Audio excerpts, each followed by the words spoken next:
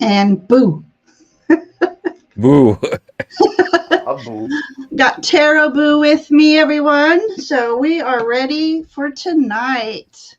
I'm going to switch places with everybody because I am. All right.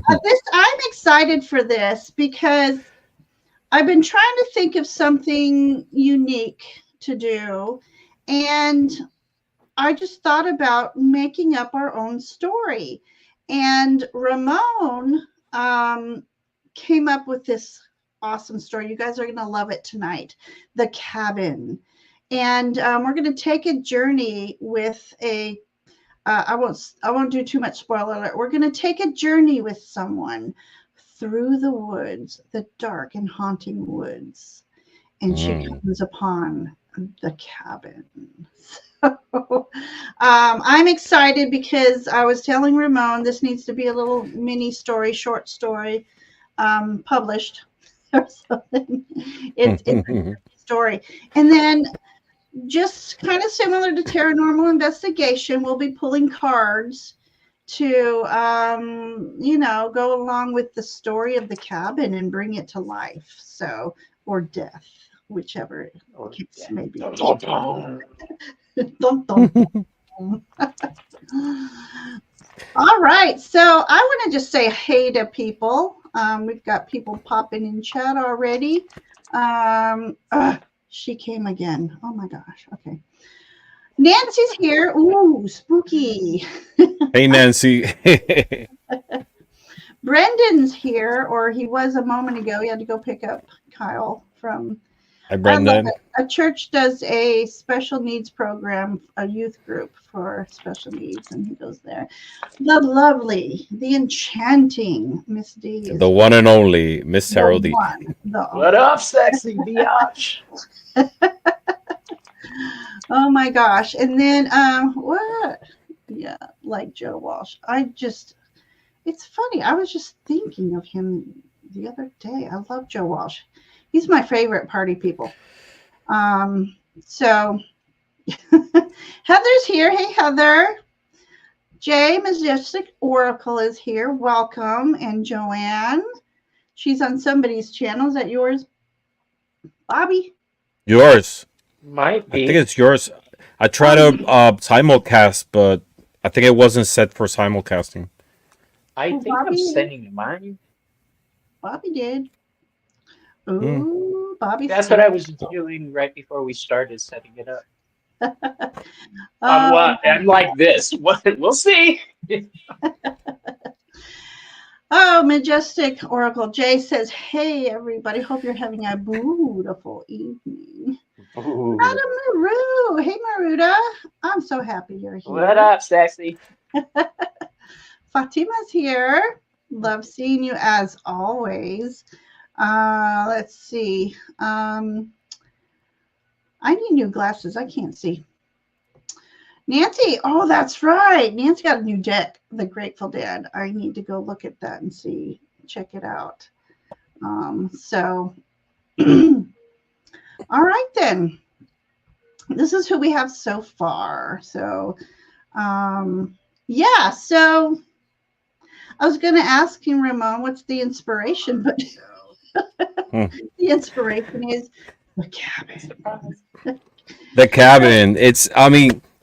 There's always that imagery of like a cabin or a dwelling in the middle of a forest that's abandoned or inaccessible. And it's interesting, right? Because it's that like double layer of dwelling, right? It's our home, which is earth, nature, and on top of that, a cabin, which is like the physical representation Body. in a smaller scale, right? Yeah. And there's always that eerie feeling that we see in horror movies or mystery movies of both, right? Mhm.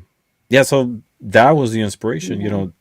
that combination, Right. and Yeah. we So, wanted to write our make up our own story, so I wrote one for the show, oh, and we're gonna dig dig deep into it through the cards to try to get our shovels out back. explore the story.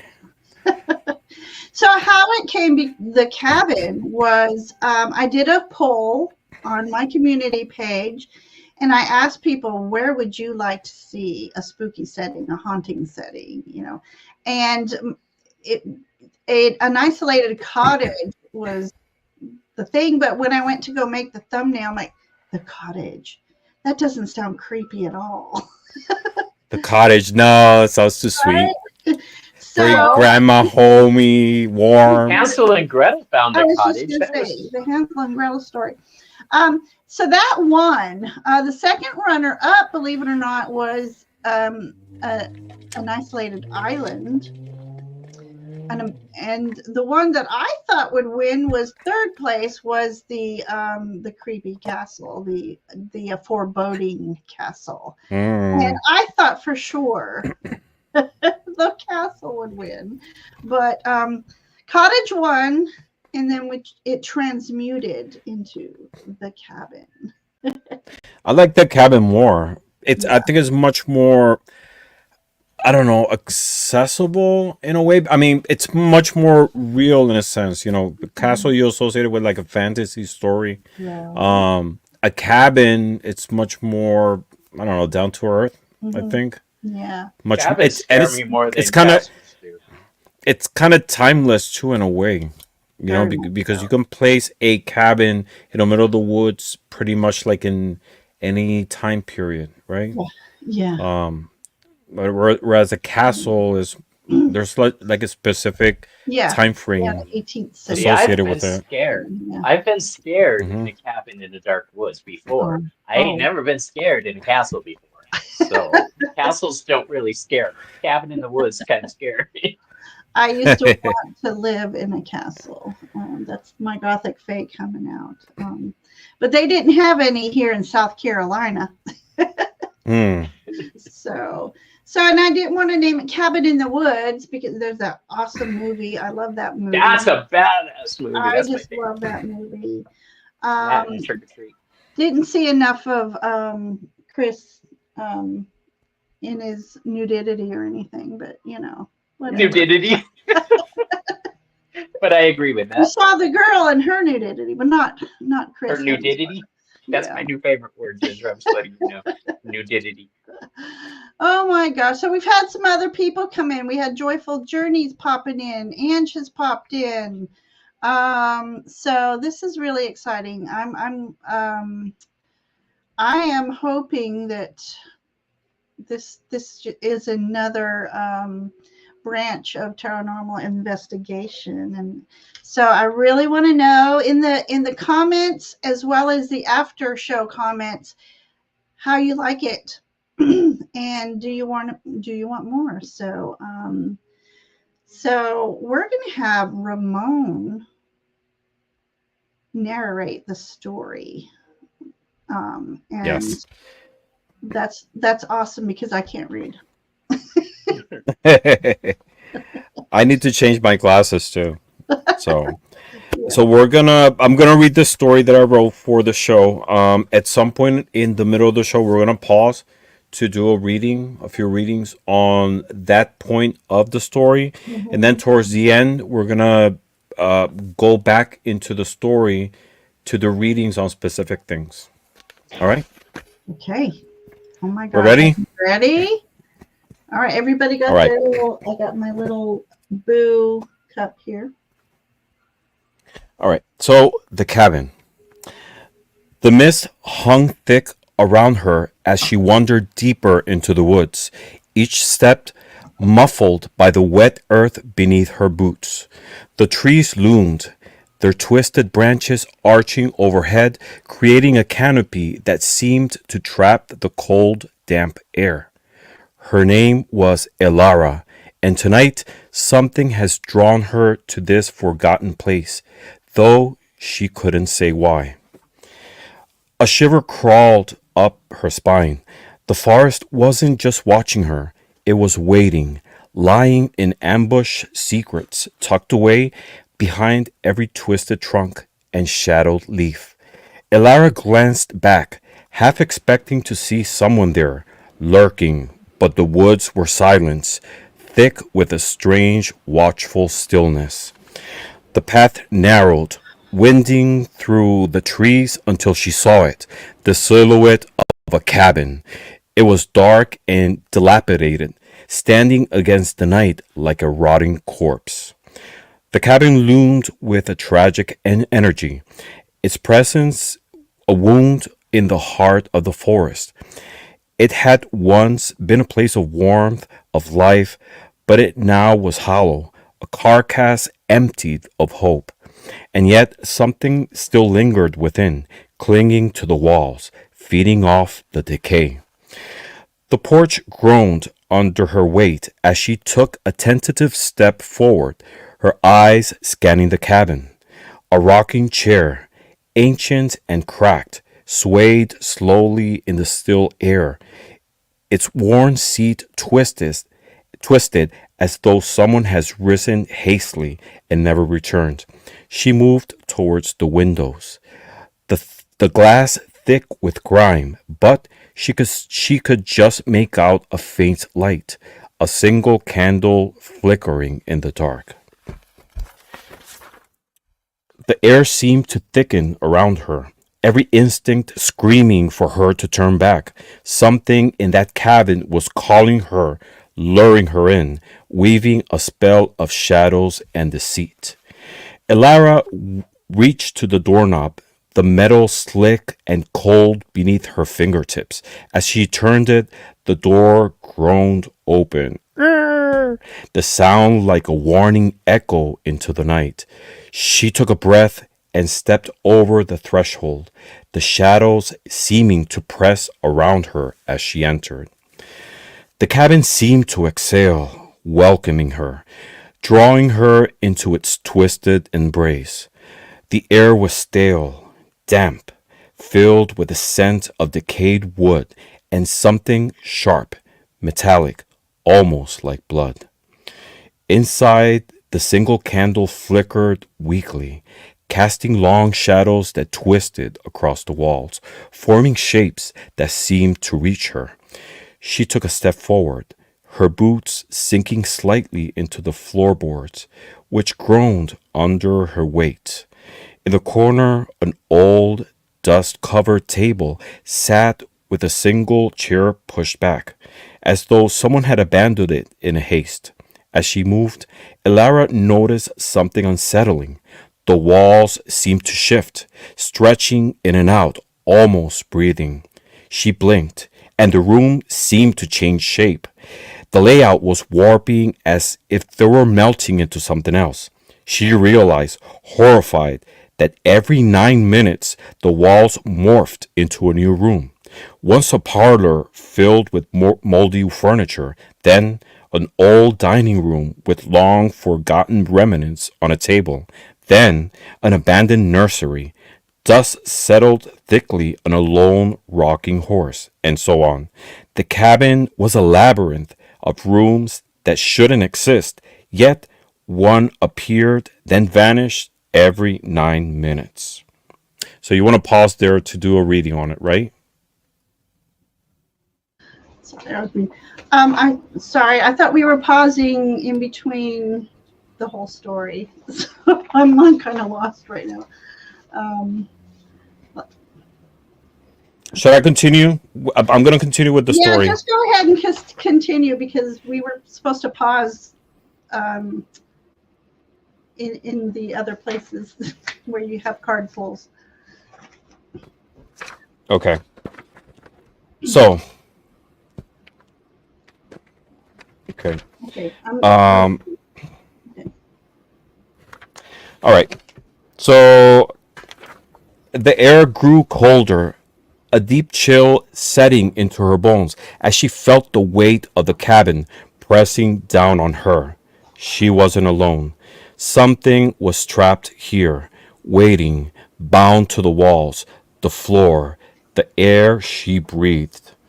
A soft a soft sound echoed from deeper within the cabin, a faint scraping that set her teeth on edge. She turned toward it, and the shadows seemed to ripple, moving in ways that defied reasons. The presence in the cabin wasn't just restless, it was wounded, bleeding grief and rage into the air. Something terrible had happened here, and it had left a scar, festering wound that refused to heal. But what happened here? The candlelight flickered, almost extinguishing, and Elara felt her own heartbeat echo into the silence.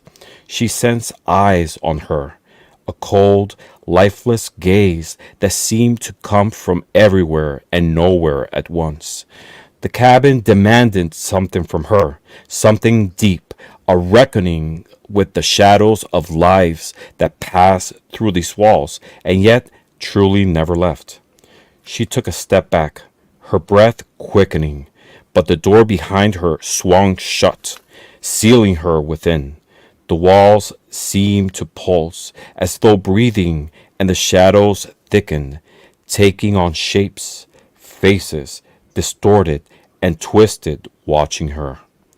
The candle went out, plunging into darkness as the cabin claimed her, pulling her into its endless, hungry shadow, and her final scream was swallowed by the night.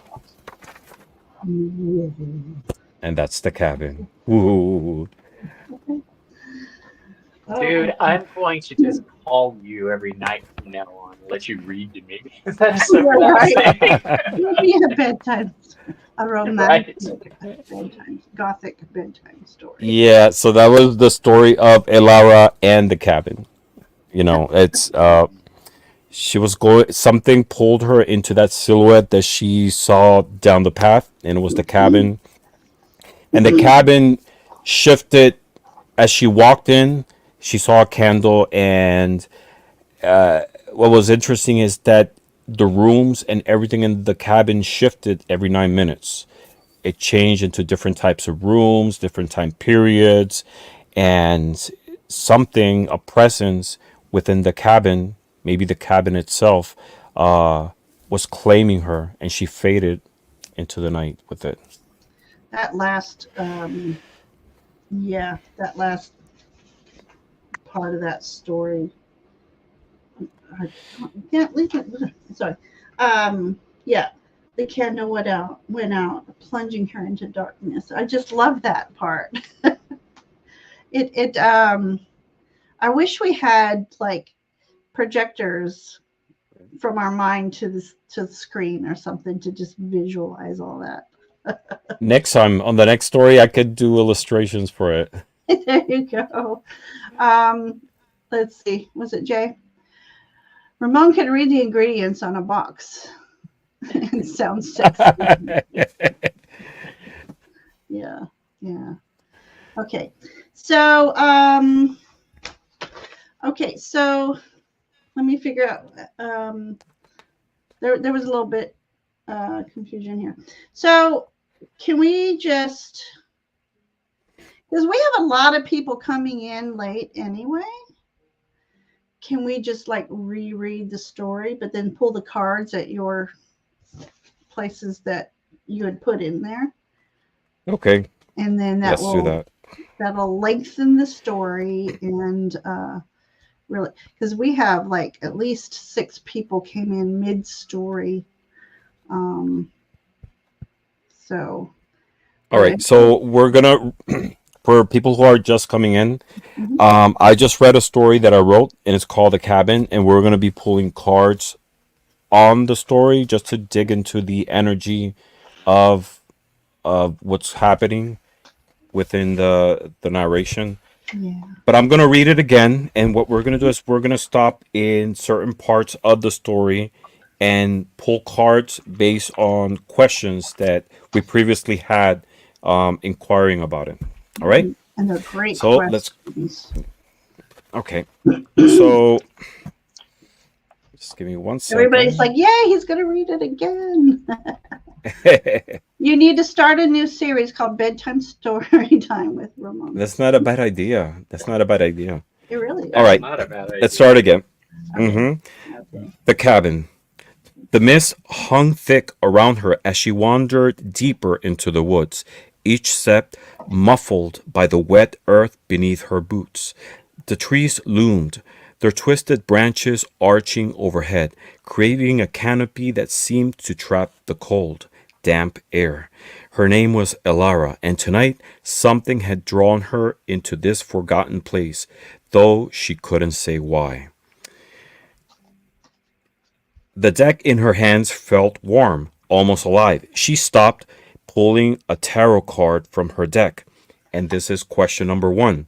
What is the spiritual nature of the energy that surrounds Elara in these shadowed woods? So we're going to pull a card. Yeah. In my case, I'm going to be using tonight the Ghost Tarot. And I'm going to be using a Ghost Lenormand. I'll be using two cards at the same time and do a reading based on what I get with these two. What are you guys using tonight? I'm using the. I switched when you were reading just because it seemed to fit with the story. I'm going to be using the Darkwood Tarot. Oh, perfect. Nice. Perfect. Well, I have different decks for because I thought this through. Because this story was just so intriguing to me.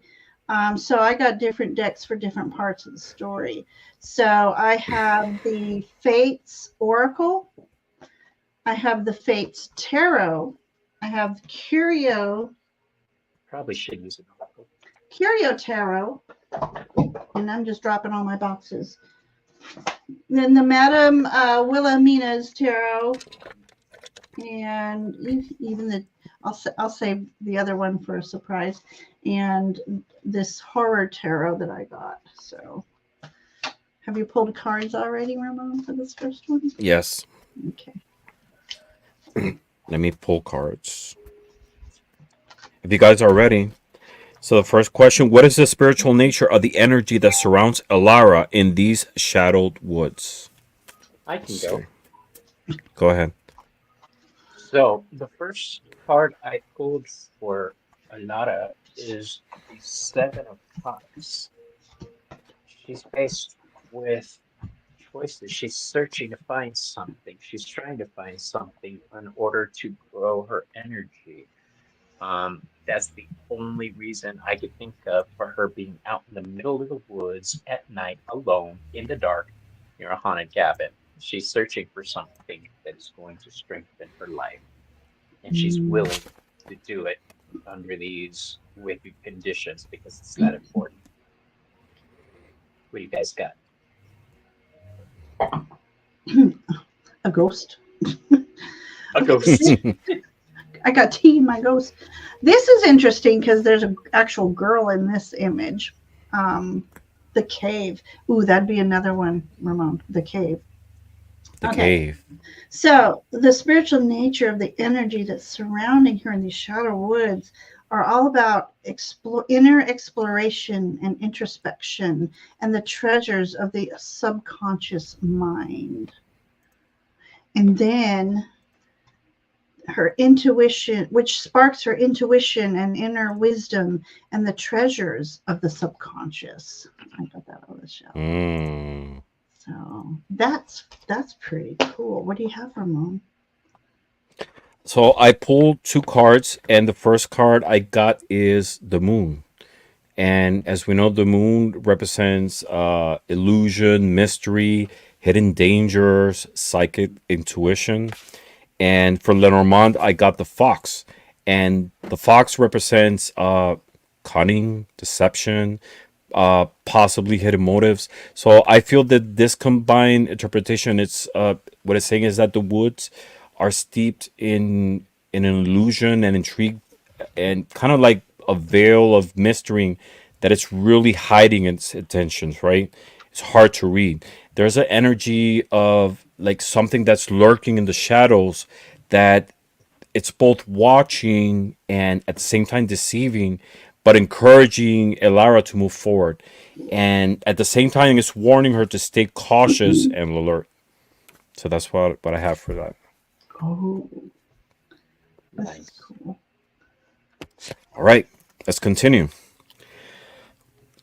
So a shiver crawled up her spine. The forest wasn't just watching her, it was waiting, lying in ambush, secrets tucked away behind every twisted trunk and shadowed leaf.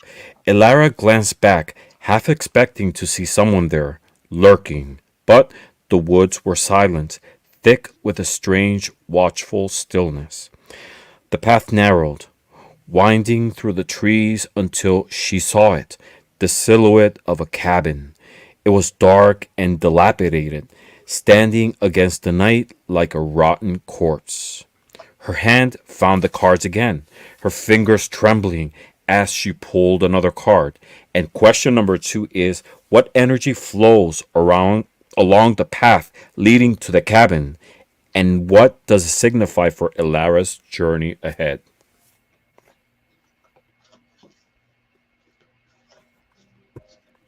So again, the question is, what energy flows along the path leading to the cabin, and what does it signify for Elara's journey ahead?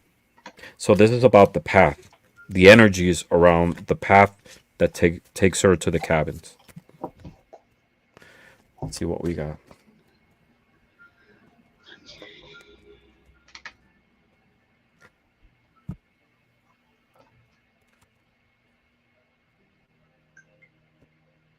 Seems like I'm missing something.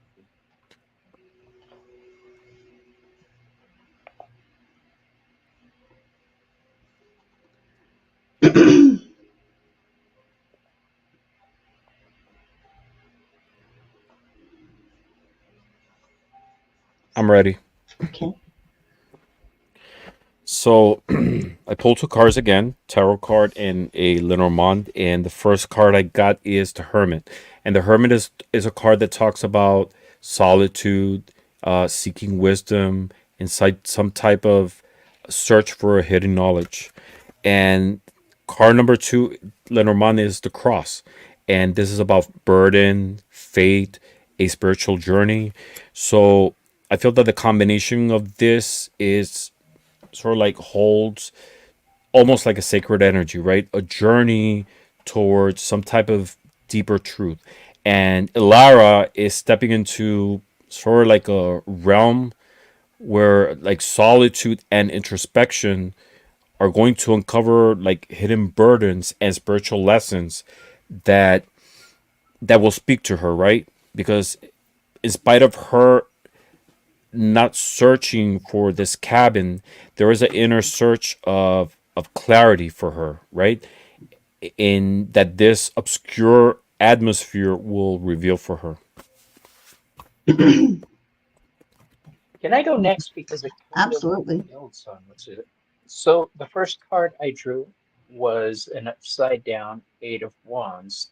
This is a card of swiftness. When it's upside down, it's going to be a slow, long journey. Things aren't going to come around really quickly. But this is a journey of leadership. Okay, I drew from my Talisman Oracle deck the leadership card. The whole purpose of her journey is leadership. And I drew a Hmm. Lenormand card, the Rider. And everything on these cards says this is a long journey to step in her power, but with purpose to bring messages to other people. So that's what I got. Hmm. Mm. We got a lot of leadership cards here because I pulled the Emperor. So I feel like there was this ancient energy calling to her, pulling her to this path, to follow this path, because the part of her journey was about strength and honor and standing, or in this case, sitting on the throne of her power.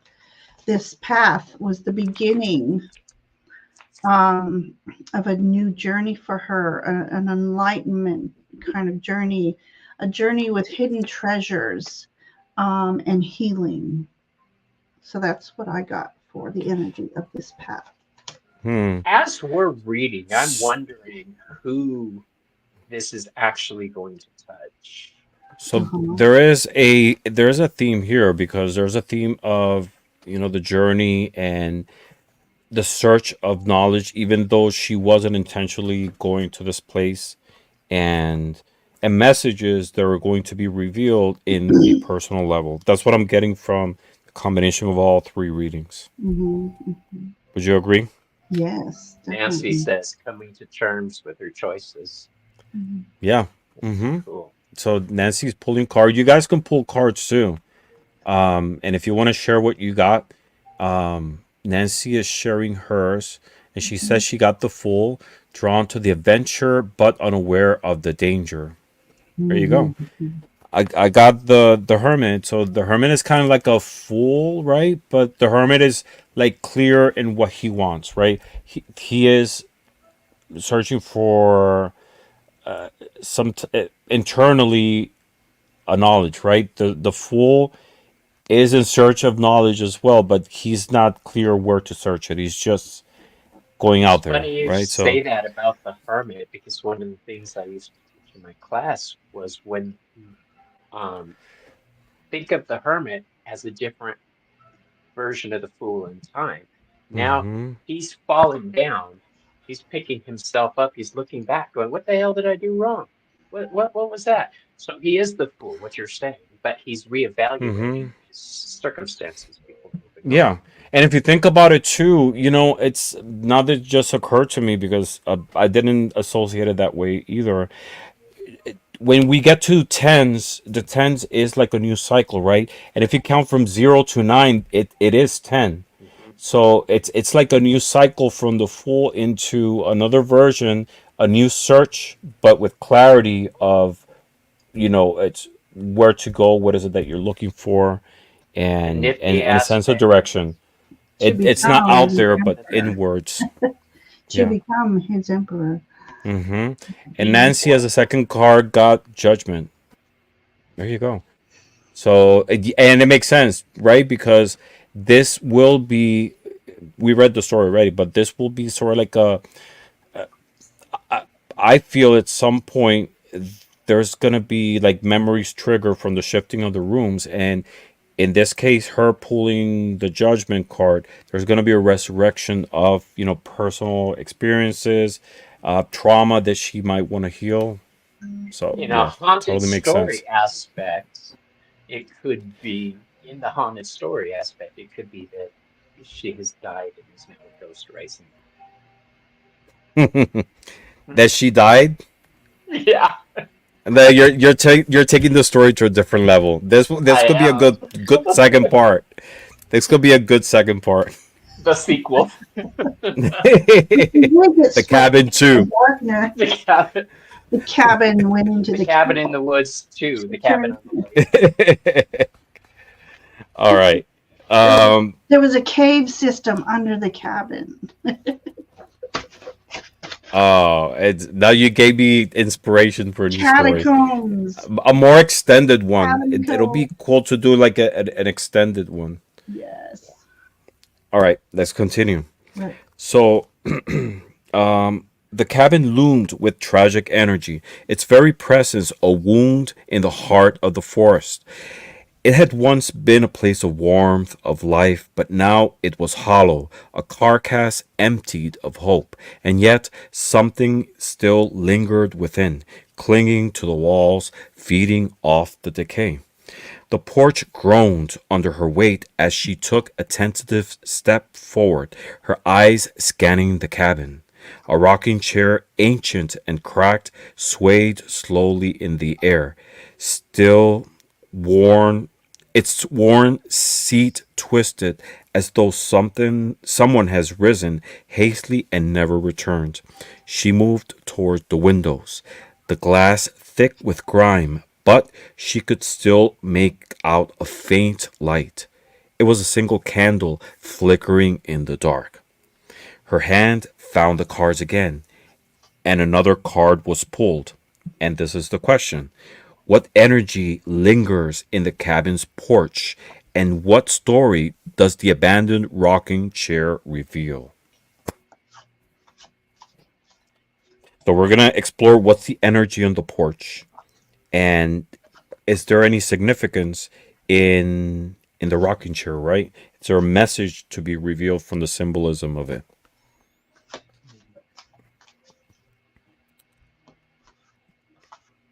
And if you guys are ready, you can pull. I'm gonna be that reader for a second. I'm gonna go, ooh.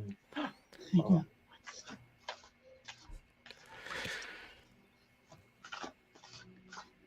Repeat the prompts again for me, Ramon. The The question. energy of the porch. Um. So, what energy lingers on the cabin's porch, and what Okay. story does the abandoned rocking chair reveal?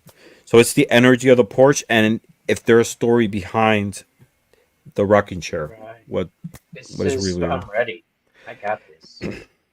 okay? You got this. Go The ahead. first card I drew is the World card upside down.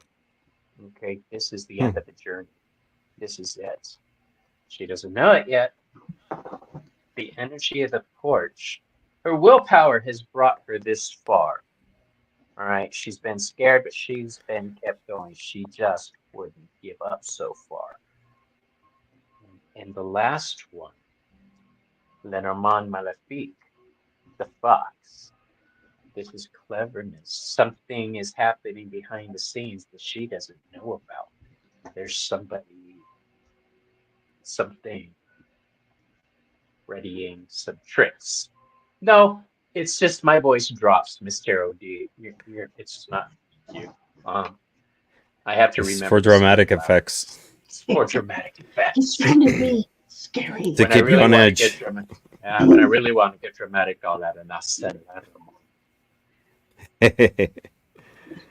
That's So so that's what I interesting. I love the combination of those two cards. got.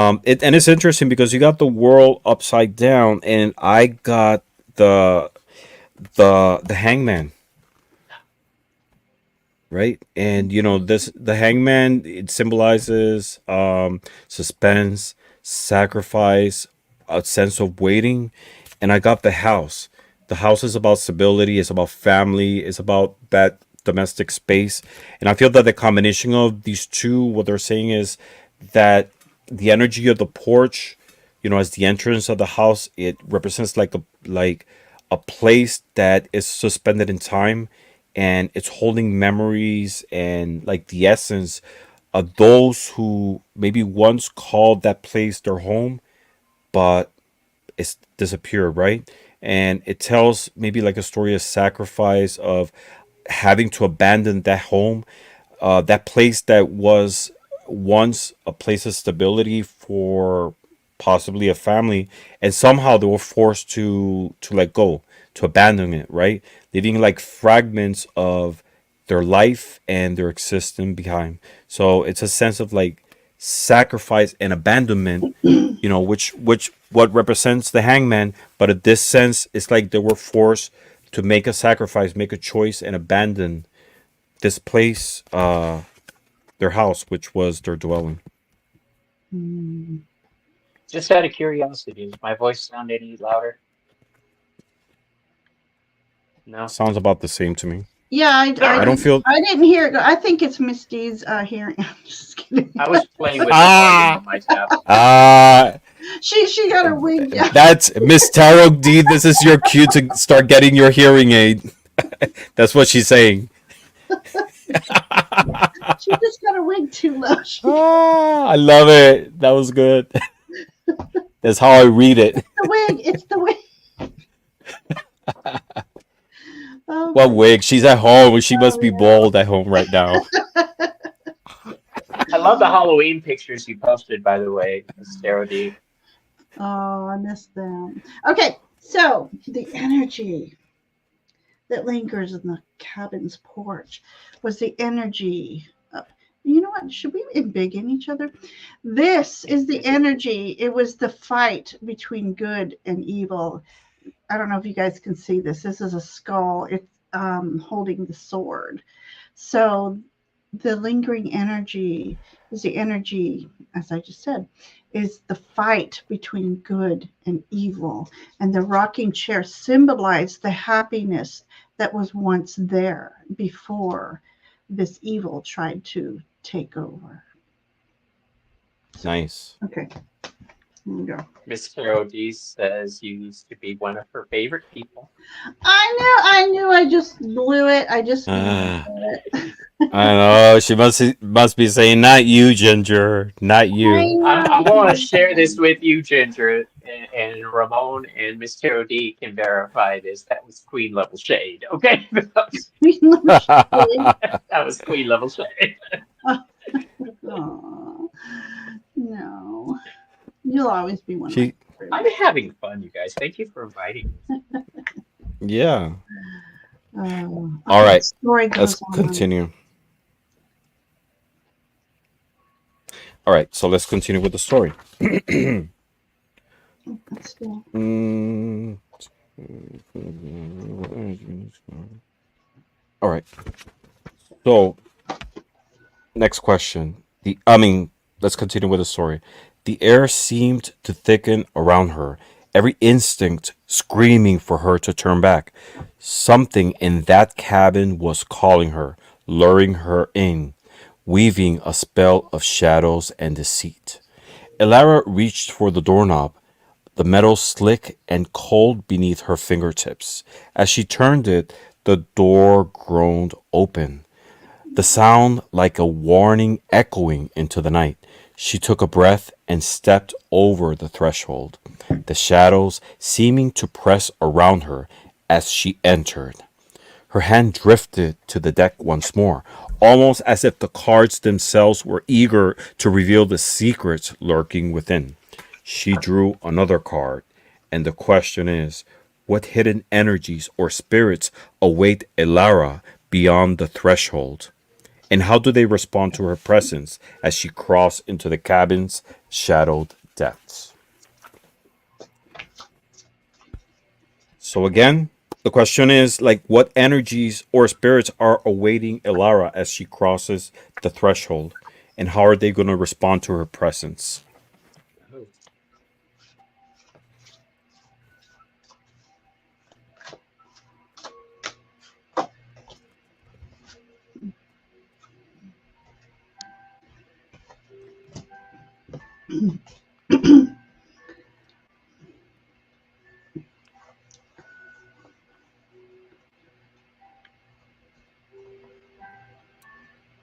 Oh, Miss Tarot D, that's wicked. She went for the bomb on that one. Let's see. By the way, Ginger, Faye, Tarot, Divine Moves, don't feel bad that you made fun of the It person. was fun. Oh, fun. Oh, I am shamed. She's playing. Oh, we had jumpers. Okay. Okay, I All right. lost my concentration. so I'm gonna read them to you in the way they came out.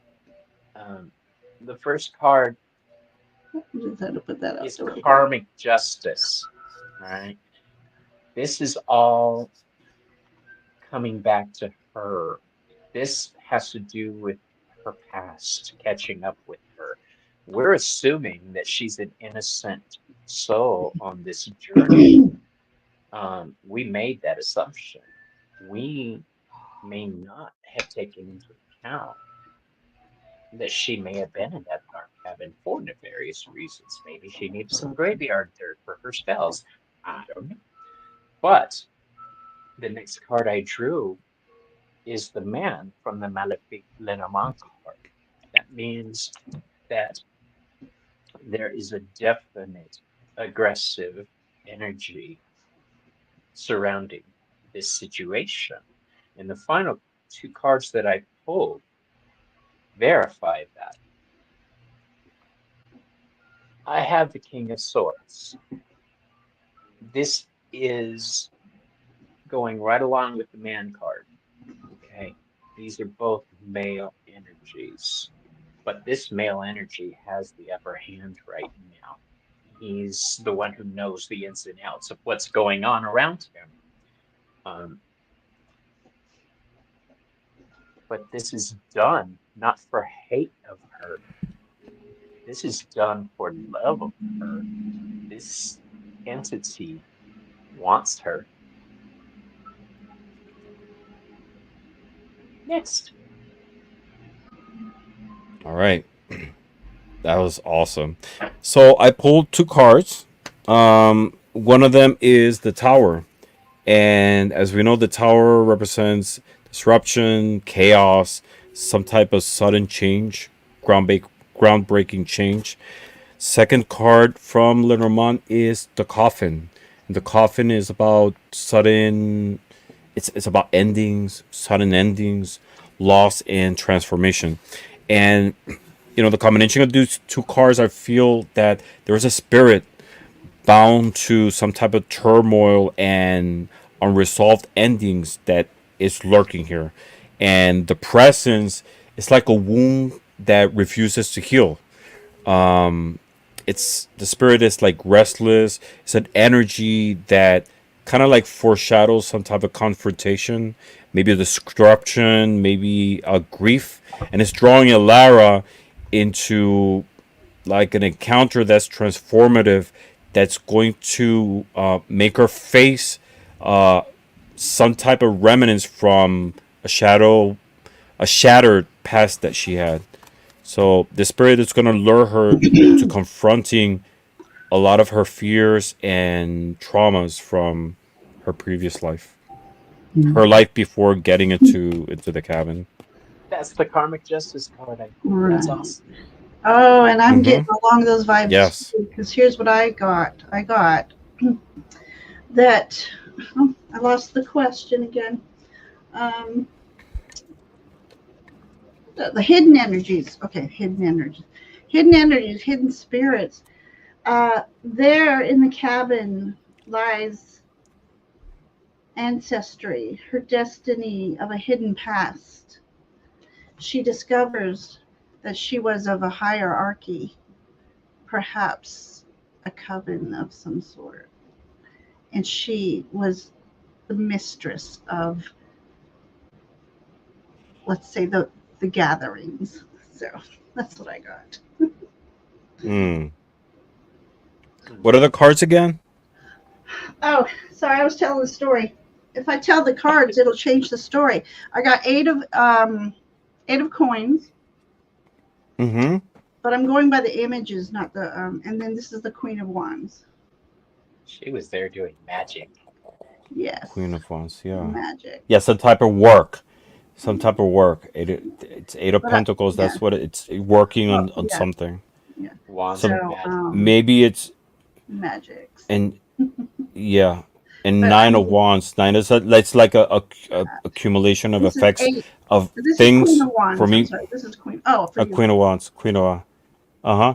But That's maybe there's something that needs to be worked. Either she's uh when confronting her fears, something that needs to work on, or there is some type of inner work that she has to do. Also, she felt much alone in this process, trying to be that higher. Mm-hmm. Yeah. Okay. Nice. I like that. That was great. All right. So when Elara walked in, the cabin seemed to exhale, welcoming her, drawing her into its twisted embrace. The air was stale, damp, filled with the scent of decayed wood and something sharp, metallic, almost like blood. Inside, the single candle flickered weakly, casting long shadows that twisted across the walls, forming shapes that seemed to reach her. She took a step forward, her boots sinking slightly into the floorboards, which groaned under her weight. In the corner, an old, dust covered table sat with a chair pulled back, as though someone had abandoned it in haste. As she moved, Elara noticed something unsettling. The walls seemed to shift, stretching in and out, almost breathing. She blinked, and the room seemed to change shape, the layout warping as if it were melting into something else. She realized, horrified, that every 9 minutes the walls morphed into a new room. Once a parlor filled with moldy furniture, then an old dining room with long forgotten remnants on the table, then an abandoned nursery. Dust settled thickly on a lone rocking horse, and so on. The cabin was a labyrinth of rooms that shouldn't exist, yet each one appeared, then vanished every 9 minutes. So when she walked in, the cabin welcomed her like, yes, you're here. Welcome, new soul, right? And then she realized that the cabin was kind of like breathing, sort of like if it was a living organism. But it was a maze at the same time. Why? Because every 9 minutes, the rooms change into something different, different time periods, different rooms with different contents, right? So we're gonna explore on those rooms. We'll go one by one on each one of the rooms to see what energies we draw. So us, like Elara, we're gonna pull our deck again and pull another card for the following questions. So the next question is, what does what the does this constant shifting reveal about the cabin's intentions towards Elara? So all the shifting that is going on, what's the intention behind it towards Elara?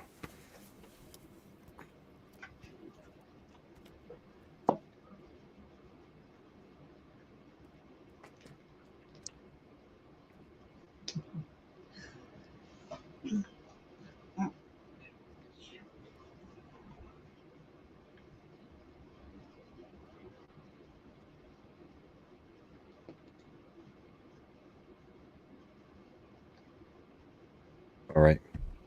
If you're ready, So, the first card I drew was Rebirth. hmm, And think of this as a death card, transformation, rebirth. She's going, she's about to go through a major transformation. She was hoping to go through a different kind of transformation by being there, but the anchor card from the Malefic Lenormand card deck, the anchor is holding her down. She is not going to continue further on in her quest. We have the Nine of Pentacles upside down. The Nine of Pentacles should be like this, celebrating your life, celebrating everything you have. When it's like this, not a whole lot of celebration. She's reached a point where things are beyond her control. And the energy shifting, every time the rooms shift, it's taking her deeper and deeper into the dimensions, like a combination lock. Every time the room shifts, it's harder and harder for her to find her way out. hmm, What do you got? interesting. I got the Wheel of Fortune, and we know what the Wheel of Fortune is about. Uh, cycles, fate, things that are unpredictable which is kind of like what's happening with the rooms, right? The rooms, there is a cycle. Every 9 minutes, the rooms are shifting. It's unpredictable what she's going to face, right? And the second card from Lenormand is the snake. And the snake is about deception, complexity, manipulation, renewal also because the snake sheds its skin. So I feel that the combination of these two cards, they're kind of like revealing the intention to manipulate and test Elara's psyche, right? It's pulling her like into a maze of memories and illusions. The cabin has some type of like hidden agenda where fate sort of like seems to twist, turn, and show her only kind of like glimpses of truth and memory while keeping her into some sense of uncertainty, right? Kind of like playing a game with her into memories and illusions and testing her to see what happens. What do you got, Ginger? All right, so I'm having to write things down so I can remember what I'm doing. Okay. And I'm being distracted by the harshness in the chat. Okay, what's a constant shifting reveal? Okay. All right. The constant shifting is revealing the battle of the light and the darkness through time. And that it's also revealing memories of a past that she's so unaware of, that is hidden, and it's a past of romance and fulfillment. But then again, the darkness has tried to seep in. So it's been the shifting of the rooms are the shifting of these challenging story. I got lost. I got lost in my own story. Mm-hmm. And that's my story. I'm sticking to it. Like the shifting sands, so goes the pace Uh-huh. of our lives. Yeah. All right. So let's go to the next question, which is part of that fragment that I previously read. Uh, what story or presence lingers in the parlor? And if we remember, the rooms are shifting, and it was a dining room, then a parlor, then a nursery.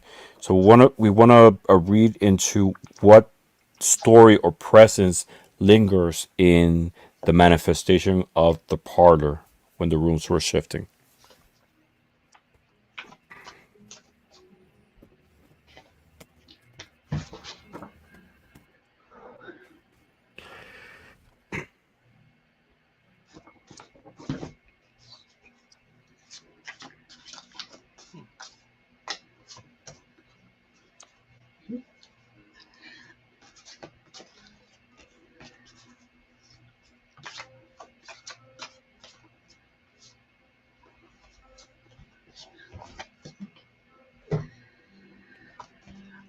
I can go first on this one if I can see. Yeah. Okay, between hearing loss and vision loss here. I can't see. All right. The energies that linger in the parlor, I believe there was a lot of romance, but yet it was I truly can't think now. But it was I've lost my words. I was ready. What did you get? What card Okay, is it that? was forbidden. I'm not reading the cards. I'm reading the images. It is the Four of Wands. Okay. So what lingers in the parlor of the past was I feel through this card is forbidden romance. What lies hidden behind the curtains that were in the parlor? Lots of spiciness. And then we have I'm going to stop there. I'm just going to stop there. Okay, I got something similar. And I'm shocked. I actually got the lovers. Uh-huh. And we know the lovers represents a lot of things. The balance, the union of opposites, right? But it's also associated with relationships, with choices, with some type of bond, some type of connection. And I feel that it goes in that same sense of what you were saying, right? There was some type of romance, some type of relationship involved with the parlor. And the second card I got from Lenormand is the bouquet. And the bouquet talks about joy, about peace, about a gift, right? So it's that gift of a positive relationship that is lingering still with the parlor. So that the interpretation to me is that the remnants of the energy in the parlor is one that evokes some type of warmth, companionship, and it still echoes a ghostly, even though it's a ghostly presence, still of love and close bonds that once represented joy, right? But this energy feels incomplete, sort of like a memory that withered, right? It never left, but it left some type of traces of something that was once cherished. So I feel that the energy still lingers, one of positivity and love, and even though it's not there, it's still attached to the presence of the partner. So it connects perfectly with what you were saying, Ginger. I gotta tap it on my phone. What do you got, Bobby? I can't see.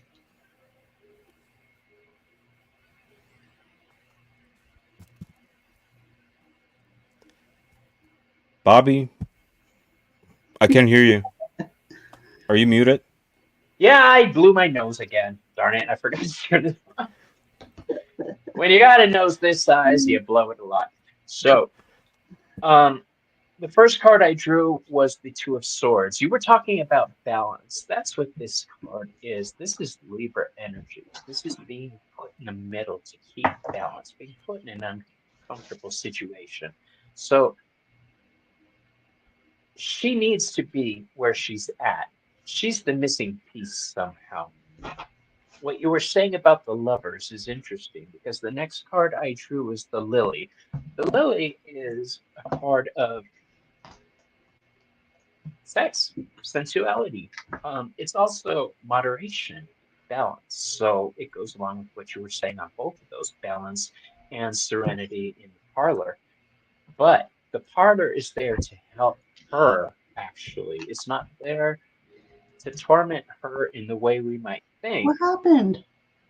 Hang on. Ramon got rid of me. He got What happened? I'm typing away. Sorry. fine, be that way. Sorry. The last card I drew was cut ties. This parlor is there to help her cut ties with her former life.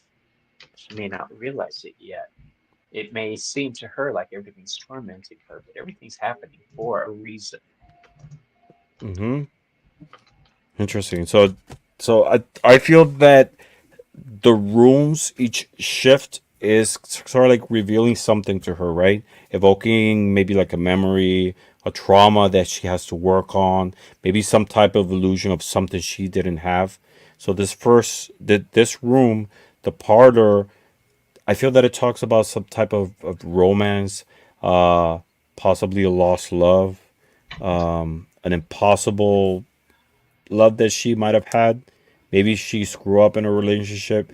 Maybe she was uh, not loved. Maybe someone messed with her. I don't know. Whatever it is, the room is revealing this to her, and it's sort of like triggering an emotion, a memory from her life. I like that. Yeah. I'm All right. laughing because I'm trying to say that Miss D, I could see her on a chaise lounge indulging in the sweet nectar of and it's in autocorrect put engulfing. I So can't basically, win you tonight. called her. I cannot win tonight, and I'm gonna go No.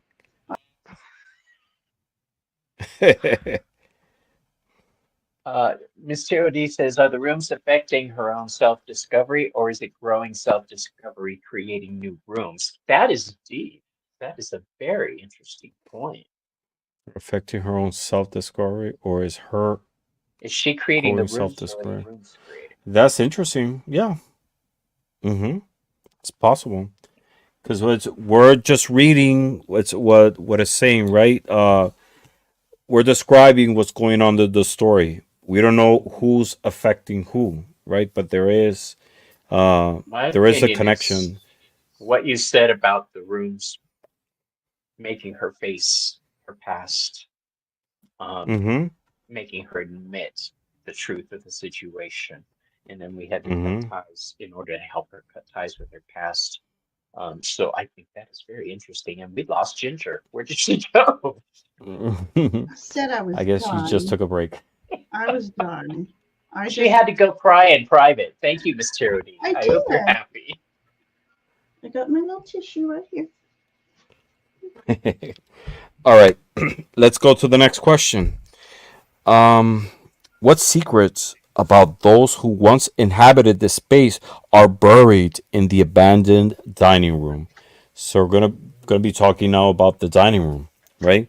What's the energy in the dining room? What secrets are attached to this room, which is one of the rooms that get revealed in this process of shifting and new room creation, right? So we're gonna pull two cards.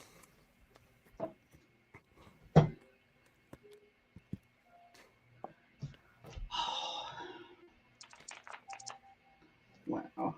I truly can't And see. for those who haven't, please remember to subscribe to all our channels. Maruda was doing good about putting our links in. I can't Thank wait you, to talk Maruta. with her on the Fool's Journey.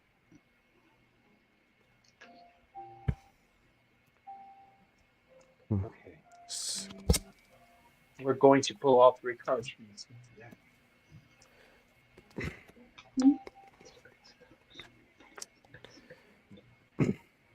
So I'll start.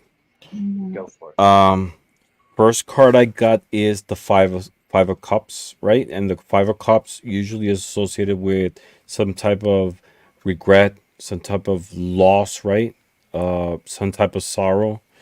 And the second card for Lenormand is the anchor, and the anchor is about stability, some type of long-term commitment, but it could also be stagnation. So I feel that the combined interpretation of the dining room, it holds some type of echoes of regret, sorrow, possibly over things that were lost or unfulfilled, right? Some type of unfulfilled dreams, So it tells like the story maybe of a family that was bound to this place. Like I mentioned before, like cards that I got before, that they were kind of like forced to leave, right? And in this case, unwillingly, right? And that their hopes slowly somehow like decayed into the stillness, unable to leave or unable to thrive, right? So the dining room, that is a room in our house that is a place of communion of us, of our household. So the energy around it is a sad one, right? It's about loss, it's about some type of regret, and I feel that it just represents the family having to force leaving this house. Maybe physically, they had to step out, they had to leave the place, or maybe even spiritually. They had to leave the physical part and be absorbed into the energies of the house. That's what I got. Ooh. All right. We are in the abandoned dining room. Oh my gosh. All right, I'll go. So in the abandoned energies hidden.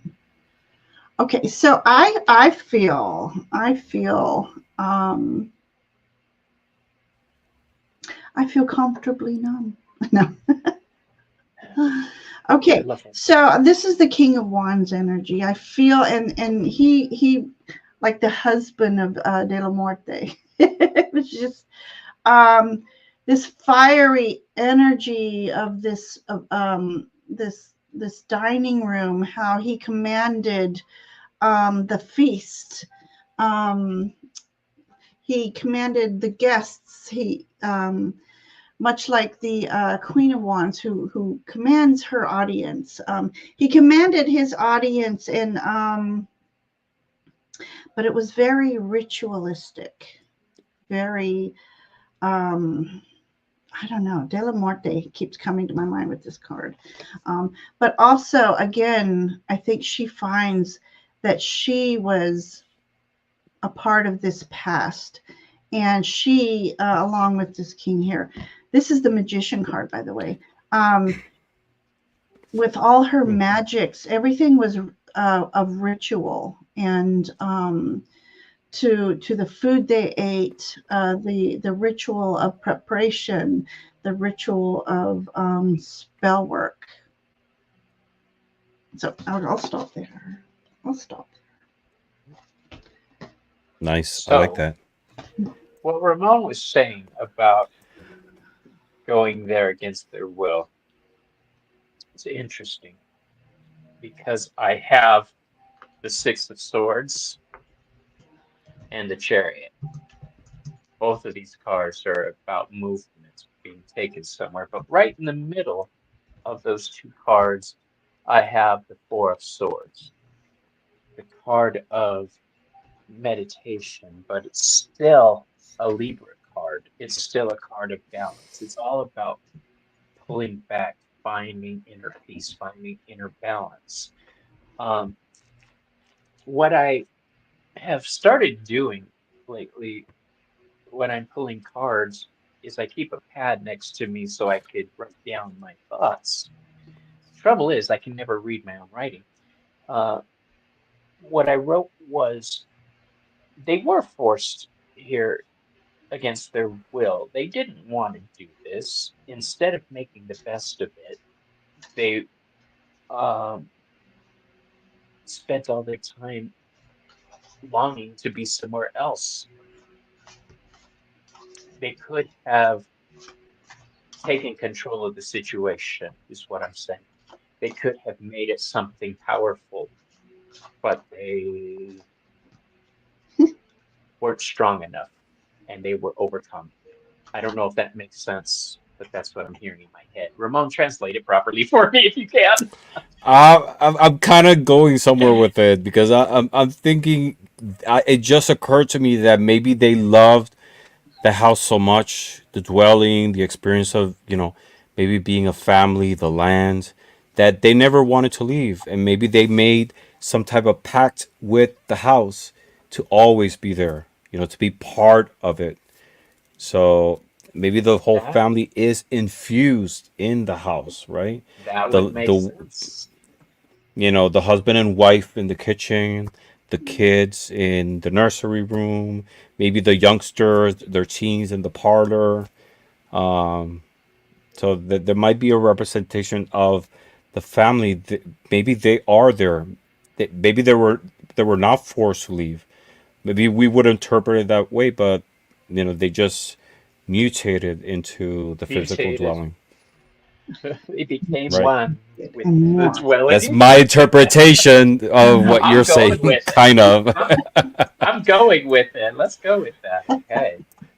The transmutation of the Exactly, transmutation, That's the word. right? cabin came alive and absorbed. Well, maybe some people want to be transmutated into a cabin, maybe a penthouse in Fifth Avenue. I don't know. I want to be transmuted into a gym in West Hollywood. Love it. All right, Okay, let's so go what's to the next? next question. Um, so we did the parlor. Dun, what spirit or memory clings to the dust-laden nursery, and what message does the lone rocking horse bring to Elena? So we want to explore what's the energy in the nursery, related to the nursery, and that rocking horse that's in the nursery. So we're talking about the room itself and an element in the room, which is the rocking horse. There's a symbolism that we can try to explore there.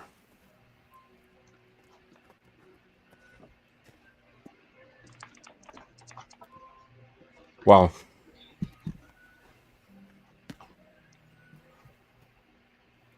That's insane. I'm gonna go first because these cards I got go perfectly with it. So the first card I got is the Page of Cups, right? And the Page of Cups is one about innocence, nostalgia, and some type of emotional message, right? A surprise. Second card I got is the Child, and the child.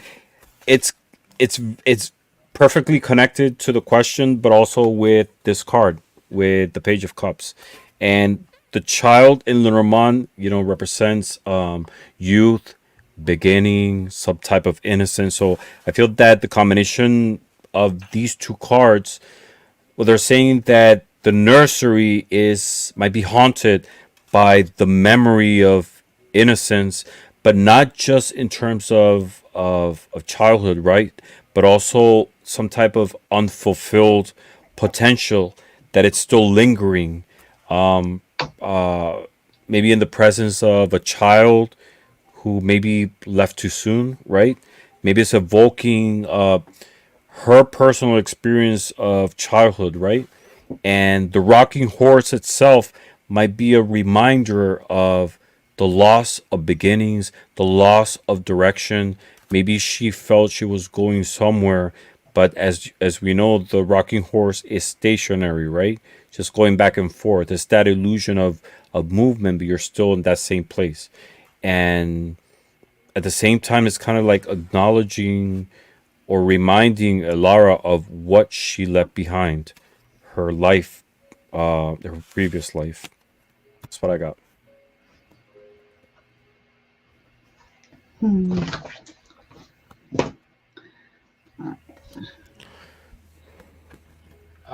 I drew a few cards.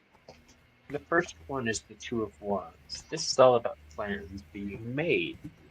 The nursery. Children are the next level of our lineage. We pass down things to our kids, our nephews, our nieces. They are the hope for our future. This child would have been the hope for this family's future. But what Ramon was saying, maybe there was potential loss, maybe the child died too soon. We have the Temperance card upside down. And from my Halloween Oracle, the Skull of Stars, which symbolizes potential infinite possibilities. And that's upside down. So both of these cards are saying the hope, all three of these cards are saying the hope for this family's future was lost somehow when this child died. And that may have sparked the desire to become one with the house, or it may have started the journey. Say the last word, or two cents. I got Maybe they made up. Yeah, maybe they made a pact with the house. They want to see their child again, so Or try we to bring it will back. join the house in spirit form and be together. well. Oh, loving that. Loving that. Okay. So why do I have to keep reading it? A spirit in of the memory. Look at this fun card here. If pigs fly, when pigs fly. um, the energy of this childlike fantasies and the imagination and the of the journey that was once. I'm going to repeat myself. Okay, let me start that one over. The childlike fantasies of the imagined journeys fill that space, but these journeys were short lived, and the child hang on. This child was taken away, and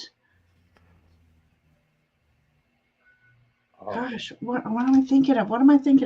The I just had Yeah, a you're going thought. somewhere with that. You're I continue because know, you're and going it's somewhere. like, oh my God, I keep distracting myself. So many things. It's like Candyland, the game Candyland. There was. I feel like there was either portals or hidden doorways.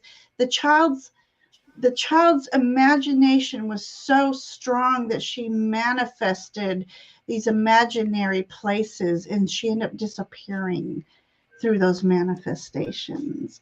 And the rocking horse, I don't know if you can see this. This is so cute. This is the message of the rocking horse. Very much like Bobby's. It's the realization of the infinite possibilities in life, that Alara too has the power of manifestation, and she can manifest anything she would, anything like.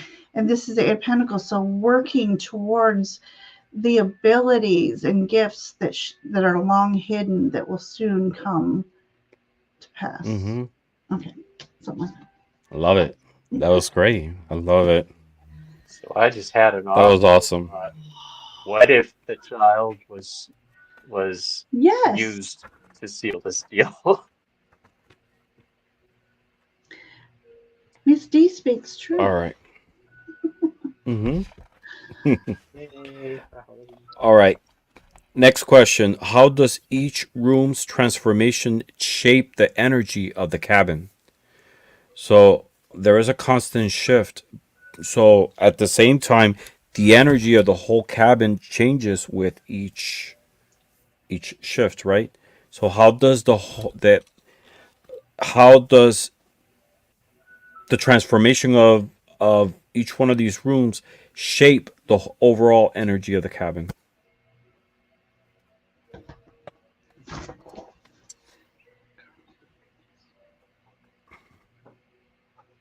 You understand the question, right? Yes. Oh, I'm reading the same question. Okay. Jumpers.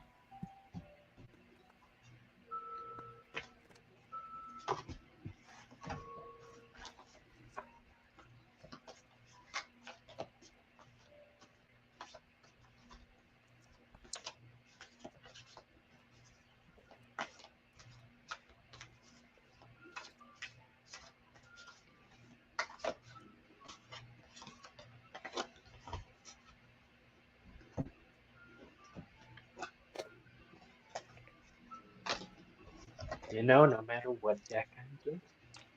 Okay.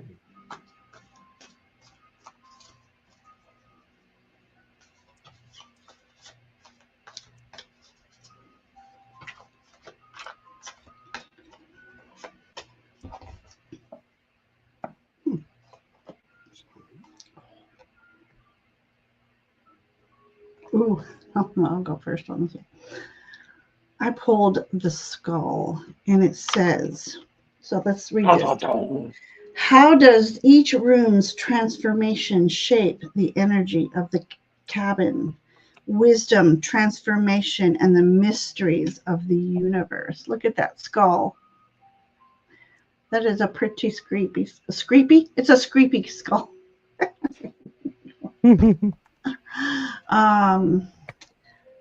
So yeah, it is.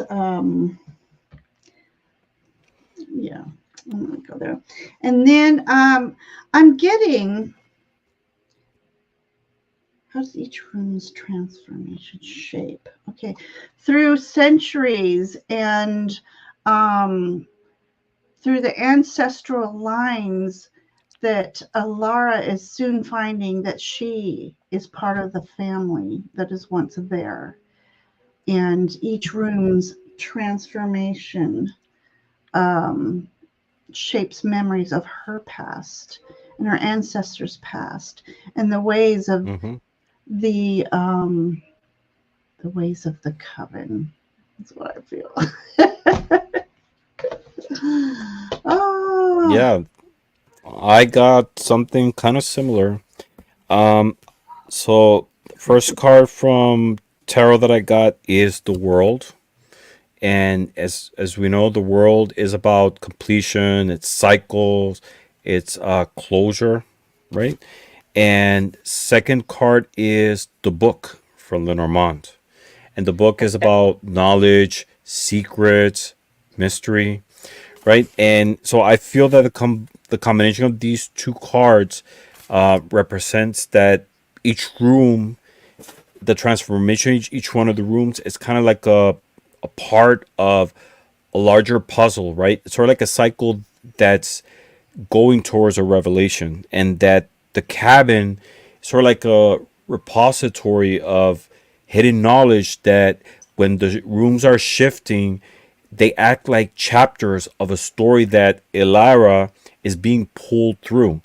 And each space sort of like deepens her understanding of what's happening there, not only physically there, but also in her life. So these are like revelation of chapters in her life that she's being faced with, and that shapes the overall energy of the house, of the cabin.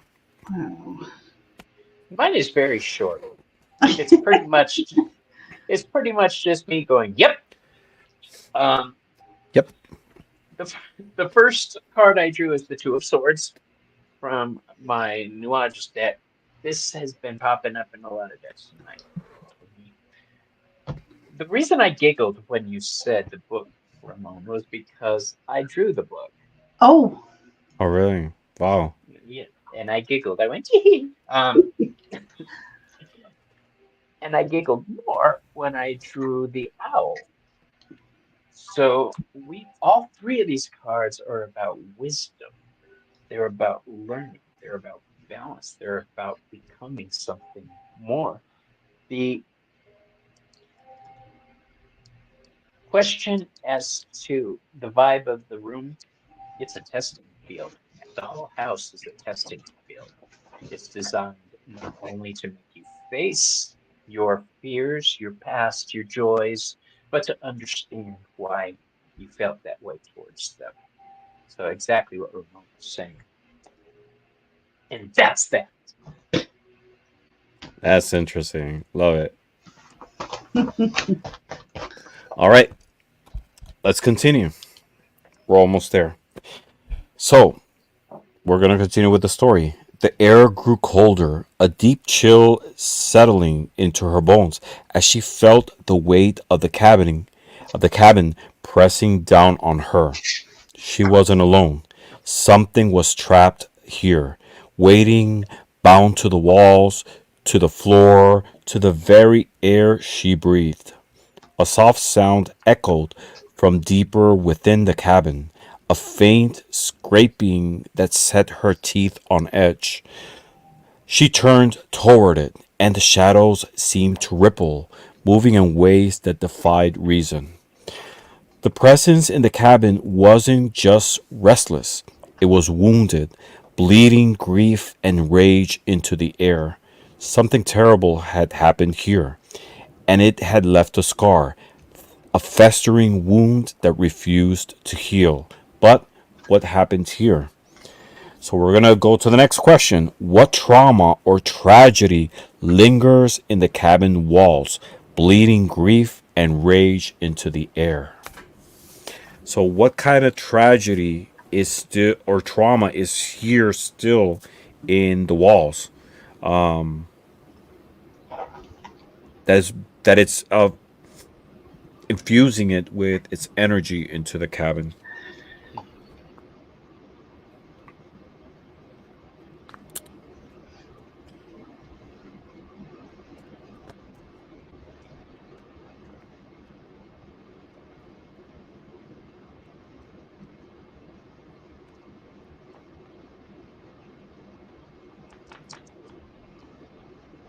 Wow.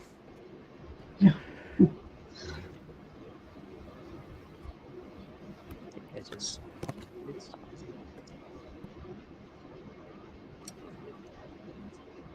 Hmm.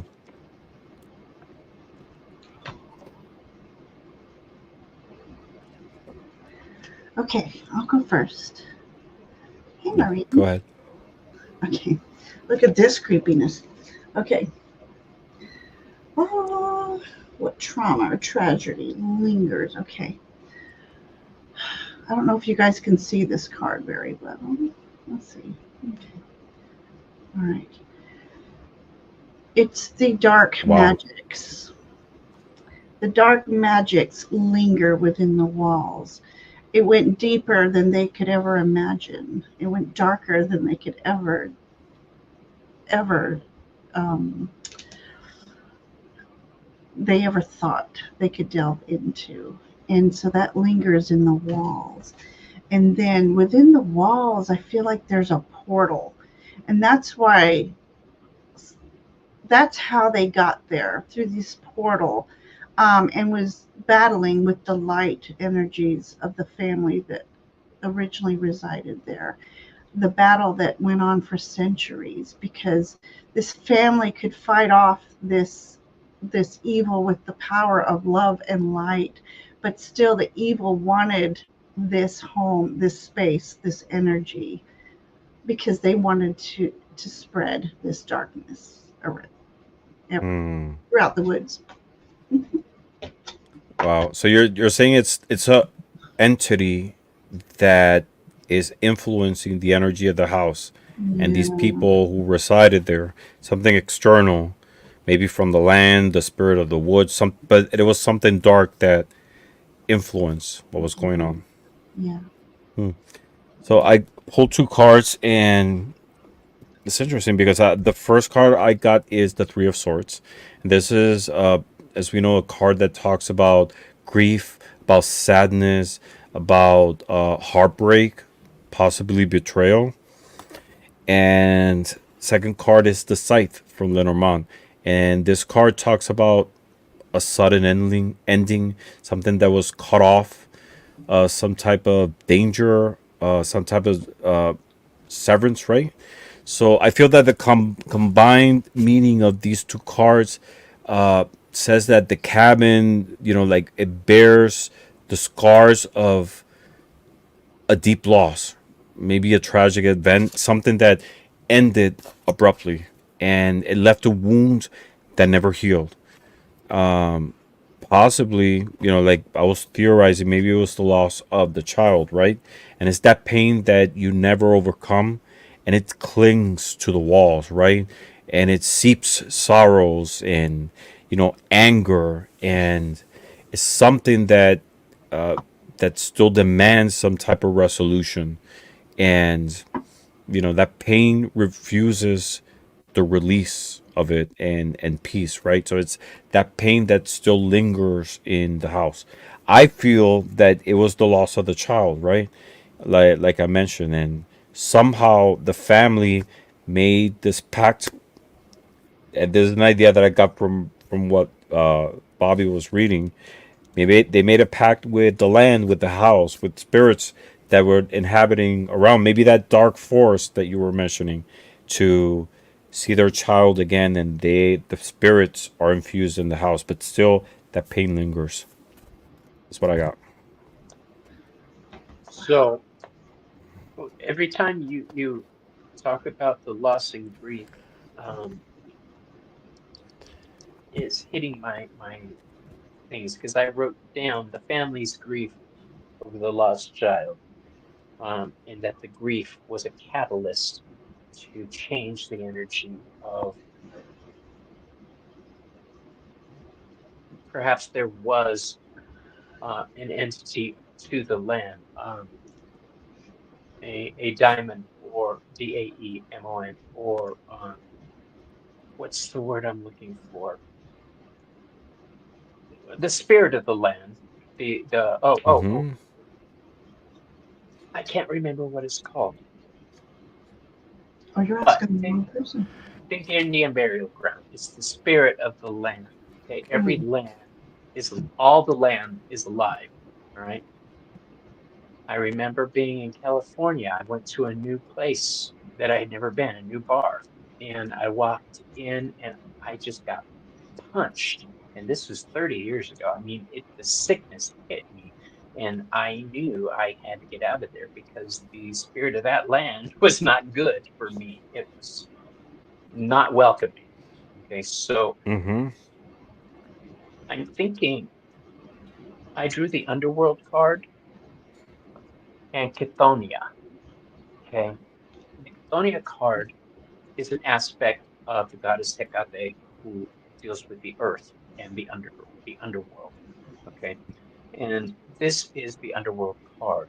So all of this is wrapped up in what Ramon was saying and what you were saying about loss, grief, pain, poisoning the land, poisoning the spirit of the people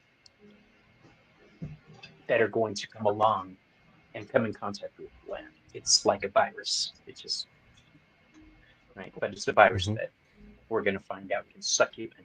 Hey, so that's what I Mm-hmm. got. Did you Grief. say Well, succubus? that's interesting because you mentioned something that as you were talking, I was just thinking, we talk about like maybe negative energies of the land, right? But like I feel that these energies are sort of like an aspect of Gaia, right? Like Gaia, she is such a big spirit, such a big entity, but she has a lot of facets at the same time. It's like, for example, the Virgin, right? There is the concept of the Virgin Mary, but there is a lot of versions of the Virgin Mary in different countries, right? Different names, different miracles. Same thing with Gaia, right? She is the one spirit of the earth, but at the same time, there is these spirits that they just are, but we interpret it as negative, dark, or painful. Just like with nature, right? Hurricanes, earthquakes, they're painful things that are part of the aspect of nature. So you were talking. I don't know. My mind went towards that when you were describing your interpretation of the card. Hmm. I love that. Venus loci. What? That's what it's called. The spirit of the land, a genus loci. Oh, Uh, Uh, love it. loci meaning location, genius meaning Right. yeah, awareness. So the I awareness. know. It's killing me. I know. I can't think straight tonight. I can sleep tonight now. Okay, that's good. I haven't slept well Hmm. in about 2 weeks, and it's catching up with me today. I almost like I can't do this, Mm. Ramon. So I feel like I'm just No, performing tonight. I want to do over. you're doing good. I mean, no, we could do a second part of the cabin. You're doing good. I mean, I'm let's having fun continue. with this We're one. almost I there. love making We're almost We're done. almost there. All right. So let's continue with the story. The candlelight flickered, almost extinguishing, and Ilara felt her own heartbeat echo into the silence. She sensed eyes on her, a cold, lifeless gaze that seemed to come from everywhere and nowhere at once. The cabin demanded something from her, something deep, a reckoning with the shadows of lives that had passed through these walls and never truly left. But she reached for her deck, hands trembling as she drew the next card. And the question is, what does the cabin demand from Ilara as she stands under its watchful gaze?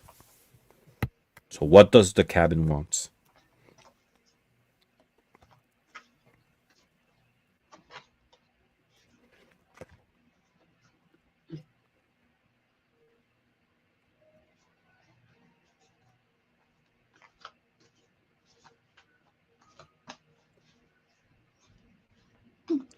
That's funny because I was listening today to Ace of Base and this song came up. That song, all that she wants is another baby.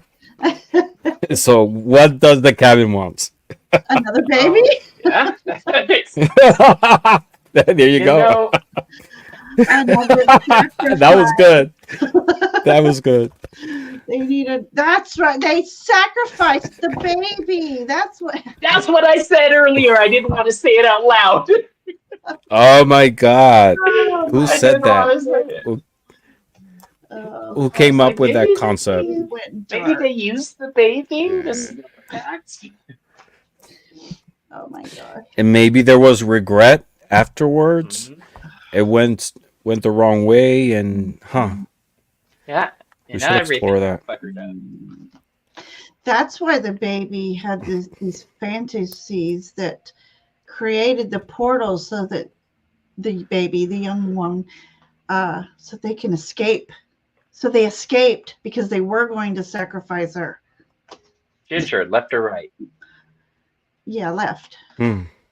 Interesting. So So, she's the card I pulled was the Judgment card, and there's a card about reckoning, some type of Wow. awakening, forgiveness, maybe self judgment, right? And the other card for Lenormand I pulled is the key. And the key is about revelation, answers, destiny. So maybe the combination of these two cards, there's a sense of judgment or reckoning that the house is demanding from Elara, right? Maybe the cabin is demanding Elara to is urging her to confront her truths, right? They're hitting within the walls and the shifting of these rooms, like we saw, right? And it's seeking from her some type of acknowledgement, maybe her forgiveness, self forgiveness, and unlock a path towards some type of closure, right? And maybe, her presence is stirring like the remnants of some type of unfinished business, and it's pushing her towards a destiny, right? Intertwined with the cabin's secrets. So it's asking her to confront those fears and those things that are incomplete. That's what I got. funny you should say about that because I got the Restless Dead card from my entertainment path deck. Ooh, Ooh. unquiet past. Um, Huh. that coupled with the spider card, which is about weaving, but if you look close, that's a trap. Okay, that's a web. That's a trap. Mm-hmm. The Or next following one, a thread. Or following a thread. absolutely. And the last card I drew was the Hermit card.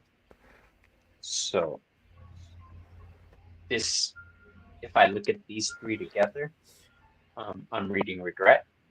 I'm reading things didn't go properly, and now we've got the Hermit. What I said earlier about the Fool falling down, looking back, and saying, "What the hell was that?" That's this card. They're saying, "What the hell do we do?" Okay. This house is a trap. It's become a trap. It may not have been intended to be a trap, but it has become a trap, okay, because of the Restless Dead. Did you guys see the Haunted House, the new Disney movie? No. There was one No. spirit trapping all the other spirits in that house. It's a really good, cute movie. You see it. It's Oh on my Disney. God. You say this, and let me show you this image. Oh, can you see it? Do I need to big edit? Talk about looking Uh, trapped. that looks trapped. That looks Anyway, trapped. that's what I got. What do you got? Wow. Okay. So what does a cabin demand? Well, here's what the card says. This is the pavilion. Spiritual practice, self discovery, spiritual awakening. And I also got the justice card to match your, Ramon, your, what card did you have that's like the justice? The Judgment card. Judgment. The Judgment card. Uh-huh. Oh my gosh. So it's almost like It's the house demands justice. Um, mm-hmm. There it is judgment and then justice. Right. And I'm So still being going like this with darkness and light, one of the two. Anyway, um, so there's a theme it, there. I think it's like demanding this certain spiritual awakening, which would liken to the ancestry of the magics that that's part of her lineage, and then maybe the justice is about turning these darker magics of her past into the love and light magics of of today, for today. Mm-hmm. Hmm. Yeah, so you were There is talking that. about darkness and light, and then the Justice card. So that sense, that search Balance. of a balance Yeah. between both. So Mm-hmm. the house is the cabin's demanding she bring balance. Mm-hmm. Closure, which is what I Closure. was talking, right? Yeah. You know, So yeah, confronting her her that's traumas and fears and. Mm-hmm. true. Mm. You did say that. Ooh. All right. Terminal Yeah. investigation. So, We're almost mm-hmm. done. Yes. So, The end isn't the she goal. The journey is the goal. yes, she took a step back, her breath quickening, but the door behind her has swung shut, sealing her within. The walls seemed to pulse, as though breathing, and the shadows thicken, taking on shapes, faces, distorted and twisted, watching her. She felt the cards slipping from her fingers, falling to the floor, one after another, each card landing face up in a perfect line, a trail leading deeper into the cabin. Her last card fell silently to the floor. And the question is, what final truth does the last card unveil about the fate that awaits her within the cabin's unyielding, hungry shadow? So, what is the final truth that this card is revealing about her fate in the cabin? I drew Mm. one That's card. that's question 13. What do you Yeah. I got? drew the graveyard. Ooh. The graveyard. How But it appropriate does is that? it does mean unnecessary fear. So she may not have as much to fear as she thinks she does. Okay. That was cool though. I pulled the graveyard. Yay! And I think, well, I don't know. One card, two, one, two. Look at this ominous world card. Okay, so what's the final truth? We own your soul. Yes. And I'm there with you because first card I got was the devil. And you know the devil is about entrampment, right? It's about hidden fears, but it's about bondage, about being trapped. And the second card from Lenormand I got is the moon, and the moon is about illusions, it's dreams, it's about the subconscious in its interpretation in Lenormand. So I feel that the interpretation here is that the cabin's final revelation, it's kind of like unveiling some type of bondage, right? Of her fears, her illusion, and Ramon said entrap. bondage. Yeah, it's a entrapment. She's trapped, right? She has that. Initially, she had the illusion that maybe she was able to leave the cabin, but that's not the case. She's entrapped, right? Right. This is a place that she's going to be consumed by. Yeah. It's going to draw her into Literally. this cycle of Right. fear, deception, unless she finds a way to break free. But again, it's all an illusion. She's going to be bounded to this place, and the hunger of the house somehow is going to consume her. So I'd like Ginger, to before you start, see a Ginger, little can bit you do more. me a Yeah. favor? Huh? Can you lean to the left about Me. 6 inches? Yes, the other side. There. No, the other side. The other side. Right there. Look at that. You got a crown of light. I love it. Like five horns of light. Right. Right, 5 horns of light. So Talking about the devil, right? so yeah. Well, here's what's interesting. My next card. So this is she was drawn into this other world. You know, they feel they've you know, we own your soul. But look at my Fool card. and you pulled the devil, Ramon. Oh wow. I Wow. like it. I love that full It's card. the I love devil it. who owns her soul. It I went like deeper how all and this darker. trip so far we've been talking about transformation and dealing with her past traumas, and then we get to the last end and we're like, it's the graveyard, the devil's coming. Yes. So what happens?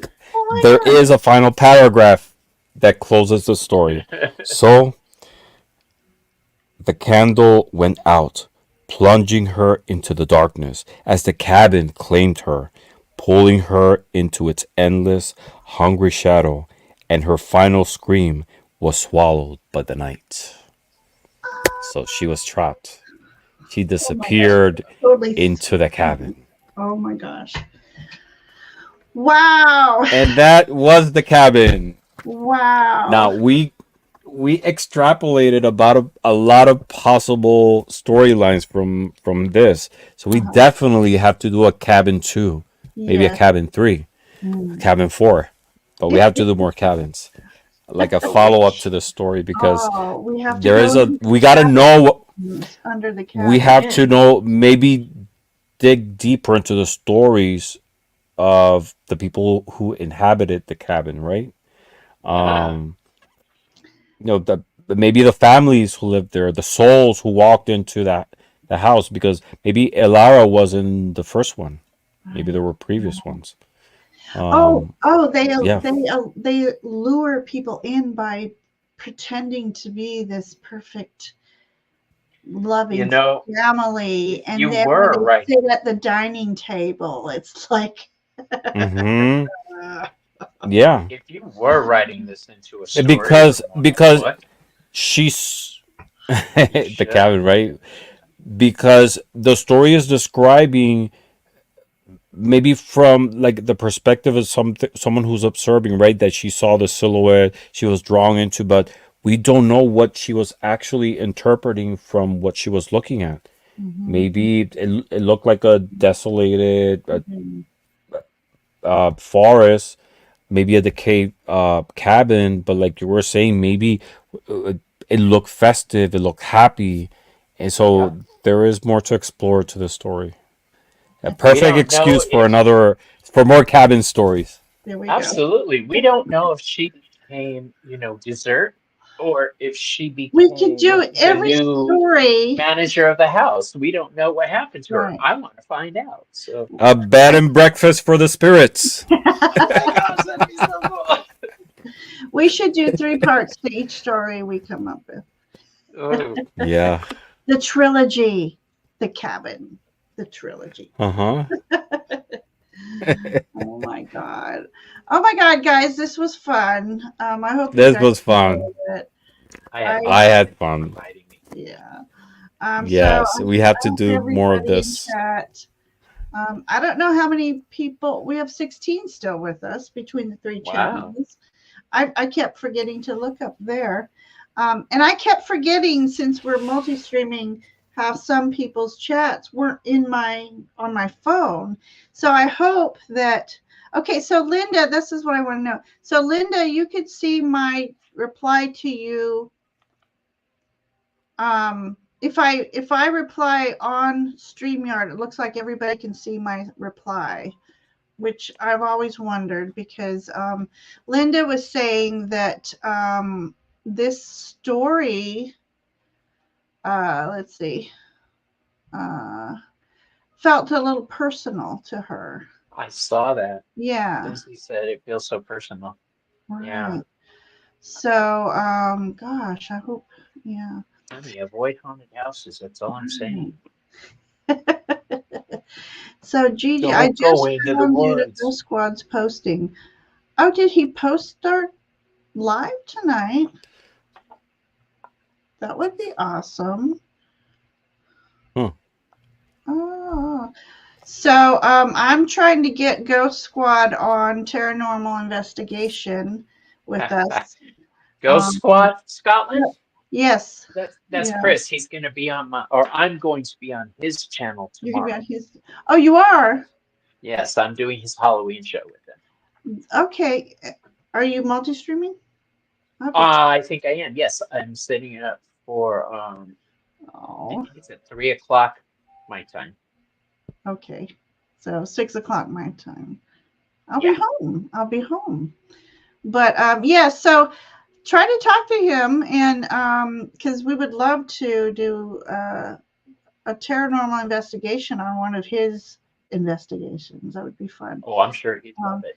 because I've always wanted to do that so that I can see what does the tarot reveal and how is it any kind of synchronicities with the way their investigation went.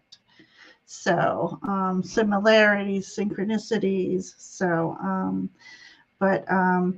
So thank you guys for hanging out with us tonight. This was first of I hope many.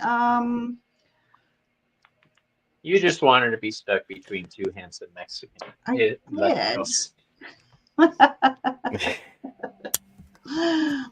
Oh my gosh! Yes, I did. Yes, I did. So, Ramon, that was a Yeah, wonderful. I mean, thank you. This could be a thread. We should definitely continue more cabin stories. Okay, we'll do cabin 2. Make a series from it. Yes. Right? I Uh-huh. can see the Totally. 2 Somebody already just said underneath that the too. cabin. Yeah, they did. They want a series. So that would be great for a Saturday night because I have to get up early and go to work. But Yeah. gentlemen and everybody in chat, thank you so much. And if you wouldn't mind Thank you liking, for being here. sharing the channels, and also Subscribing. subscribing, leave a comment on after the show. Especially on my page because I want to know what everybody because I can't see everybody's page.